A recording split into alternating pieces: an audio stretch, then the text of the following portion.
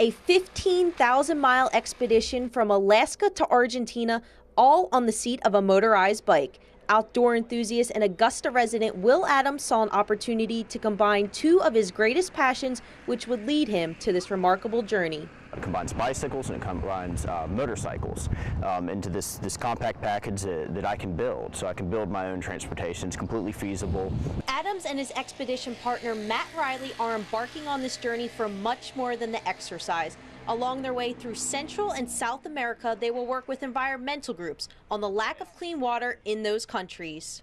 80% of 2/3 of the world's population, basically the poorest of the world's population, 80% of their disease can be attributed to a lack of clean water and a lack of sanitation.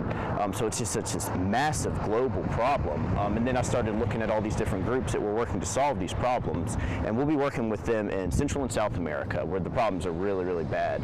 Adams estimates that the expedition will take 7 months to complete if they ride 6 hours a day, 5 days a week. At the conclusion of their trip, not only will they have helped raise awareness for the lack of clean water, they will also be Guinness World Record holders for traveling the longest distance on a motorized bike. Reporting in Augusta, Jen Daniels, WJBF News Channel 6 Sports.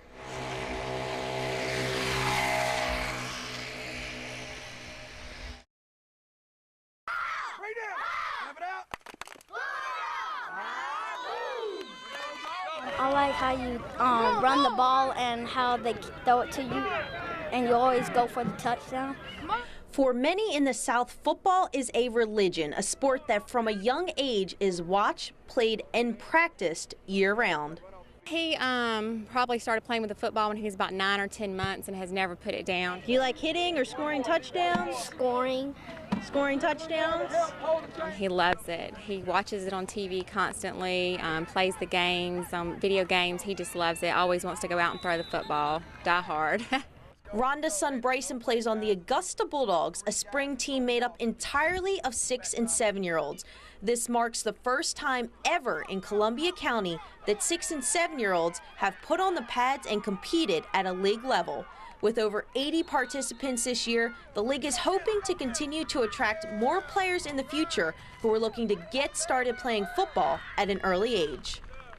6 and 7, it starts then. It starts that early, and I think preparing them right now at that age is definitely what they need to be doing out here. I know there's baseball and other things going on, but football just brings that team feeling to you. You know, I really love the 6- and 7-year-old guys, and they're so fun to coach.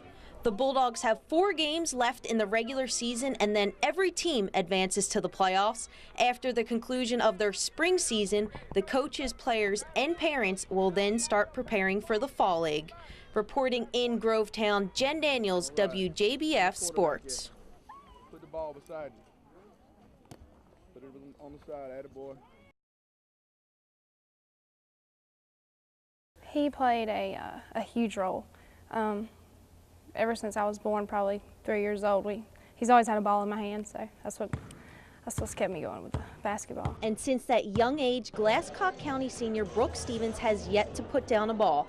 Entering this year, Brooke was looking forward to playing out her final high school days in front of her family, especially her father James, who helped her fall in love with sports.